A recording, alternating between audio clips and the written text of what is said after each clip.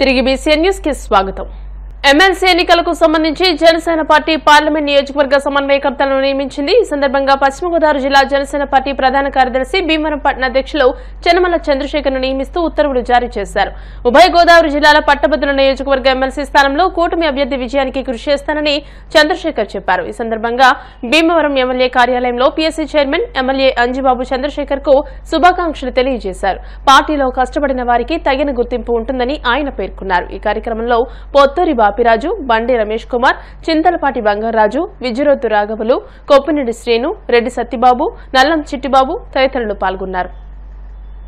మన నాయకుడు పవన్ కళ్యాణ్ గారు, నాదెండ్ల మనోహర్ గారు, హరిప్రసాద్ గారు, మన జిల్లా అధ్యక్షుడు చంద్రబాబు గారు, పట్టణ అధ్యక్షుడు చంద్రశేఖర్ గారు, వీరందరికీ అభినందనలు తెలియజేస్తూ నర్సాపురం పార్లమెంటరీ నియోజకవర్గంలో ఎమ్మెల్సీ అభ్యర్థిగా పోటీ చేస్తున్న పేరాబత్తుల రాజశేఖర్ గారిని ఇన్ఛార్జిగా శేఖర్ గారిని వేయటం చాలా సంతోషకరం.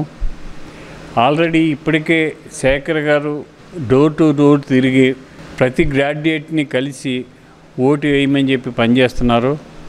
ఈ 10 రోజులు కూడా కష్టపడి పనిచేసి పేరాబత్తుల రాజశేఖర్ గారిని అత్యధిక మెజార్టీలో గెలిపించడానికి ఆయనకి ఇచ్చిన పదవిని సద్వినియోగం చేసి సక్సెస్ చేస్తారని మనస్ఫూర్తిగా కోరుకుంటున్నాం.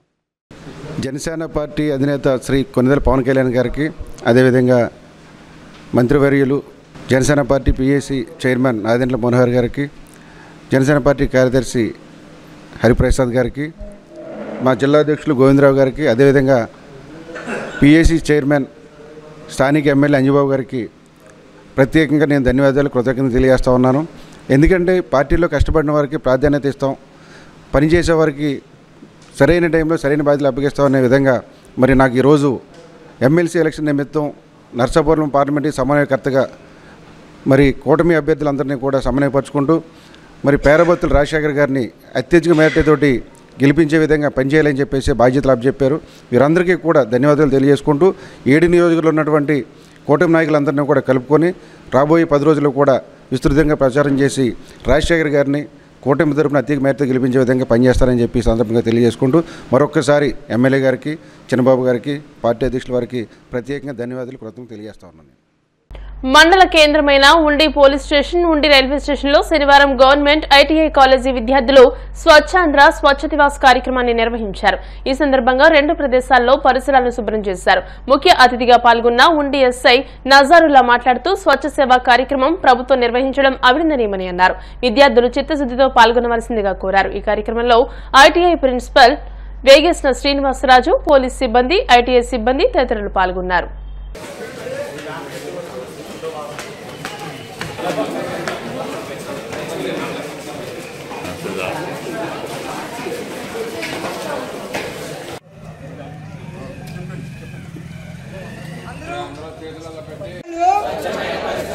ఆరోగ్యకరమైన జీవితం, తడిపొడి చెత్తను వేరు చేయాలి. స్వర్ణాంధ్ర స్వచ్ఛాంధ్ర కార్యక్రమంలో భాగంగా ఈరోజు పోలీస్ డిపార్ట్మెంట్ వారితో, రైల్వే డిపార్ట్మెంట్ వారితో కలిసి ఈ కార్యక్రమంలో పాలు పంచుకోవటం చాలా ఆనందంగా ఉంది. పరిసరాలు, పరిశుభ్రత గురించి అందరిలో, పబ్లిక్లో అవేర్నెస్ తీసుకురావటానికి మా వంతు ఈ కార్యక్రమంలో పాలు పంచుకోవటం జరిగింది. ప్రతి ఒక్కరూ కూడా మన పరిసరాలను పరిశుభ్రంగా ఉంచుకుంటూ ఇతరుల్లో కూడా ఒక క్రమశిక్షణ తెచ్చే విధంగా మనం తెలియజేయటానికి గవర్నమెంట్ నిర్ణయించిన ఈ ప్రోగ్రాంలో మేము అందరం భాగస్వామ్యులు అయినందుకు మేము చాలా సంతోషిస్తున్నాం. స్వచ్ఛాంధ్ర స్వచ్ఛ దివస్లో భాగంగా ఉండి పోలీస్ స్టేషన్ పరిసరాలు శుభ్రం చేసుకుని government ITI college Bhimavaram students మరియు టీచర్స్తో పాటు ఉండి రైల్వే స్టేషన్కి వచ్చి పరిసరాలను క్లీన్ చేస్తున్నాం. ఈ ప్రతి 3వ శనివారం ఈ విధంగా అన్ని పోలీస్ స్టేషన్తో పాటు ప్రతి ఏదో ఒక గవర్నమెంట్ ఇన్స్టిట్యూషన్ లేకపోతే ఏదో ఒక వీధి తిరిగి క్లీన్ చేసుకుని ప్రజలకు అవేర్నెస్ కల్పిద్దాం అనేసి అనుకుంటున్నాం. ఇలా చేయడం స్టూడెంట్స్తో పార్టిసిపేట్ చేయడం చాలా ఆనందంగా ఉంది. అన్నీ కూడా ప్రజలకు కూడా తెలియజేసేది ఏంటంటే, వాళ్ళు కూడా వాళ్ళ ఇంట్లో ఉండే తడి పొడి చెత్త సపరేట్గా చేసి పంచాయతీ వాళ్ళకి అప్పచెప్పడం ద్వారా వాళ్ళ పరిసరాలు క్లీన్గా ఉంటాయి, రోడ్లు క్లీన్గా ఉంటాయి. ఎవరైనా సరే రోడ్డు మీద ఒక చెత్త, ఒక పేపర్ ముక్క వేసినా, ఒక బాటిల్ వేసినా సరే ఫస్ట్ ఆలోచించి అది డస్ట్బిన్లో పడేటట్టు చేస్తే మన ఉండి గ్రామం క్లీన్గా ఉండిద్ది అనేసి నేను ప్రజలకు తెలియజేసుకుంటున్నాను. భీమవరం ఎస్ఆర్కేఆర్ ఇంజనీరింగ్ కళాశాల ఐటీ డిపార్ట్మెంట్ ఆధ్వర్యంలో టెక్ ఫ్లీట్ పేరిట జరిగిన హ్యాకథాన్ పోటీలలో అమరావతి విట్ విశ్వవిద్యాలయానికి చెందిన computer science engineering final year విద్యార్థులు ప్రథమ స్థానంలో నిలిచి 12,000 రూపాయల నగదు బహుమతిని అందుకున్నారు. ఐటీ డిపార్ట్మెంట్ ఆధ్వర్యంలో జరుగుతున్న జాతీయ స్థాయి సింపోజియంను పురస్కరించుకుని 24 గంటల యాక్షన్ కార్యక్రమాన్ని నిర్వహించారు. ఈ పోటీలో ద్వితీయ స్థానం తాడపల్లిగూడెం మాసవి ఇంజనీరింగ్ కళాశాలకు, 3వ స్థానం ఎస్ఆర్కేఆర్ ఇంజనీరింగ్ కళాశాల విద్యార్థులకు దక్కిందన్నారు. IT department head doctor P Ravikiran Varma అధ్యక్షతన జరిగిన ఈ కార్యక్రమంలో చెన్నైకి చెందిన deputy control of patent and designs Ram Jawahar ముఖ్య అతిథిగా హాజరయ్యారు. ఈ కార్యక్రమంలో కళాశాల director doctor Jagapathiraju, Canara Bank assistant manager Thota Ravichandra, KC Overseas Education కు చెందిన K Naga Aditya Varma, IT professor doctor I Hemalatha, డాక్టర్లు పాల్గొన్నారు. 2003. That time I used to meet many of the inventors, many of the applicants. Most of the inventors I met are foreign applicants. Majority of the applicants I met are Japanese applicants, European applicants, Americans, Chinese applicants. Very few people, only 20% of people I met are Indian applicants. That's 20 years before. So initially I thought that why this scenario? So after some years, and now recently, the 4 years back, percentage of Indian applicants are 55% and other applicants are only 45%. This change has happened very, very slowly. So what is the importance of invention? One country's growth, country's economic growth, country's GDP, everything depends in your hands.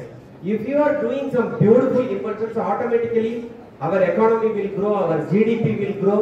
That is the reason why the government of India is spending so much of money on new inventions. Please concentrate on these things. For example, there are some countries which have the resources, very good resources.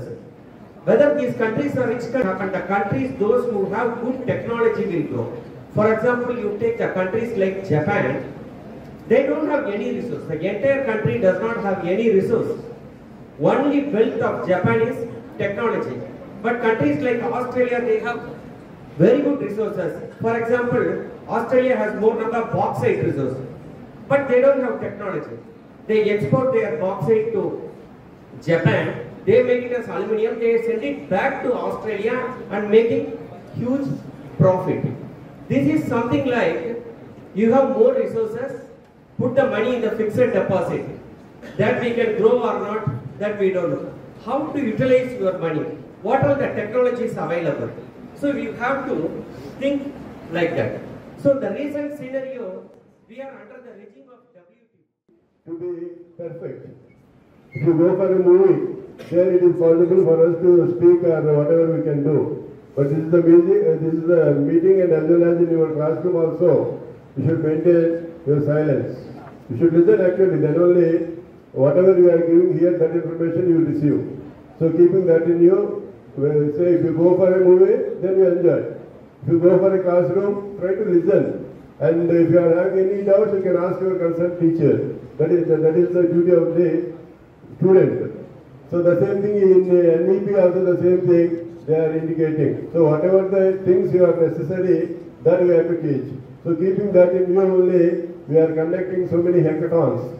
So initially the technology center has started that. Now your IT department is also very recently, I think it is going on, and the prize distribution will also be there.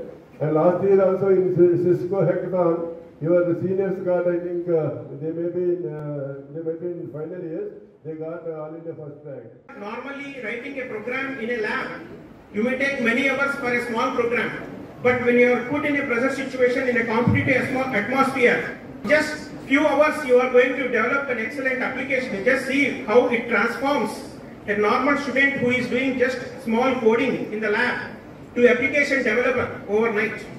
That's really miracle. You can see the applications that people do in the in such programs.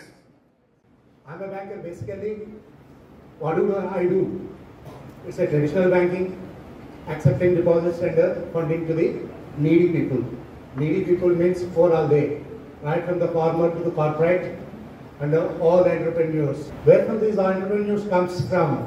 They all come from the colleges like this, campus like this, and from the ideas, small ideas, but powerful in nature, and technological innovations, what you do from hackathons. Today just Ravivarma garu akkadiki vachinappudu chepparu hackathon gurinchi. Really I wondered, surprised that within 24 hours any person can develop an application. It's wonderful talent. They are encouraging and మాఘమాసాన్ని పురస్కరించుకుని భీమవరం మెంటేవారి తోటలోని విజయ కనకదుర్గ శ్రీచక్ర సహిత బాల త్రిపుర సుందరి అమ్మవారికి శుక్రవారం గులాబీ పుష్పాలతో ప్రత్యేక అలంకరణ చేశారు. ఆలయ అభివృద్ధి కమిటీ ఆధ్వర్యంలో పట్టణానికి చెందిన కడాలి సుబ్రహ్మణ్యం నాగమణి దంపతులచే కొమ్ము శ్రీనివాస్ అమ్మవారికి ప్రత్యేక పూజలు అభిషేకాలు నిర్వహించారు. ముందుగా అమ్మవారికి సహస్ర కుంకుమార్చన చేసి 15 కేజీల గులాబీ పుష్పాలతో ప్రత్యేక అలంకరణ చేశారు. అధిక సంఖ్యలో భక్తులు అమ్మవారిని దర్శించుకున్నారు. ఆలయ కమిటీ సభ్యులు బాల త్రిపుర సుందరి మహిళా సేవా సంఘం సభ్యులు ఈ కార్యక్రమంలో పాల్గొన్నారు. మెంటేవారి తోటలో వేచేస్తున్న శ్రీ విజయ కనకదుర్గ శ్రీచక్ర సహిత బాలాత్రిపుర అమ్మవారి ఆలయంలో అమ్మవారికి ఈ రోజు విశేషంగా అభిషేకము, అలాగే మెంటేవారి తోట వస్తువులు కడలి సుబ్రహ్మణ్యం గారు నాగమణి గారి దంపతులు వారి సౌజన్యంతో గులాబీ పువ్వులతో విశేషంగా అర్చన చేయడం జరిగింది. మరి అమ్మవారి యొక్క అనుగ్రహం అందరికి కలగాలని, అమ్మవారి ఆశీస్సులు అందరికి ఉండాలని మరి అమ్మవారి ఆలయంలో వెండి పీఠానికి సంకల్పం చేశారు కమిటీ వారు. దాతలు మీ సహాయశాఖలు అందించి మరి 100 గ్రాములు కానీ 50 గ్రాముల వెండి పట్టుకొచ్చి అమ్మవారికి సమర్పించి మరి ఆలయ అభివృద్ధికి మీ సహాయశాఖ అందించవలసిందిగా కోరుతున్నాం. అమ్మవారిని ఉదయం నుంచి కూడా భక్తులు చాలా మంది విశేషంగా దర్శించుకుని అమ్మవారి అనుగ్రహాన్ని పొందాలని చెప్పి కోరుతున్నాం. భీమవరం ఎలవేల్పు శ్రీ మౌళ్ళమ్మ అమ్మవారి వార్షిక మహోత్సవాల ముగింపు సందర్భంగా శుక్రవారం అఖండ అన్నసమారాధన వైభవంగా నిర్వహించారు. ఈ సందర్భంగా వచ్చిన అశేష భక్తులకు మౌళ్ళమ్మ యూత్ ఆధ్వర్యంలో ఉదయం నుంచి సాయంత్రం వరకు ఉచిత మజ్జిగ పంపిణీ కార్యక్రమాన్ని నిర్వహించారు. గత 10 సంవత్సరాలుగా ఈ కార్యక్రమాన్ని నిర్వహిస్తున్నామని నిర్వాహకులు ఇండుగుల రామకృష్ణ, పాపోలు బాలు, గోపిశెట్టి మురళీకృష్ణారావు, ఏలూరి చక్రి, గంటా రూపేష్, అంజీ, హనుమంతు, శ్రీను, ప్రసాద్ తెలియజేశారు.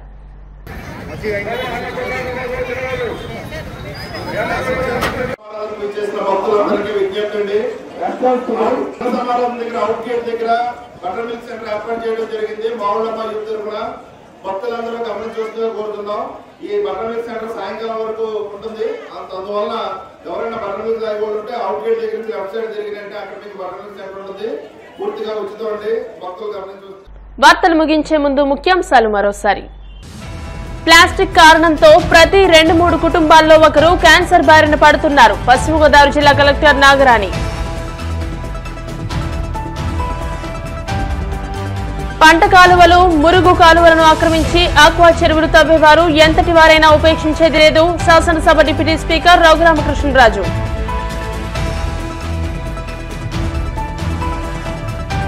భీమవరంలో వైభవంగా బీసీఎన్ సంస్థ మేనేజింగ్ పార్ట్నర్ ముదునూరి రాజగోపాలరాజు, ఉషశ్రీ దంపతుల కుమారుడు డాక్టర్ ప్రణీత్ వర్మ వివాహ వేడుక. హాజరైన అతిరథ మహారథులు. భీమవరం ఎస్ఆర్ నగర్ లో అలెన్ విద్యా సంస్థ అడ్మినిస్ట్రేటివ్ ఆఫీస్ ను ప్రారంభించిన Bhimavaram hospital MD doctor Gopalaraju. ఈ వార్తలు ఇంతటితో సమాప్తం. మరిన్ని వార్తల కోసం BCN digital YouTube channel, Facebook page ని ఫాలో అవ్వండి. అప్డేటెడ్ వార్తల కోసం ప్లీజ్ సబ్స్క్రైబ్.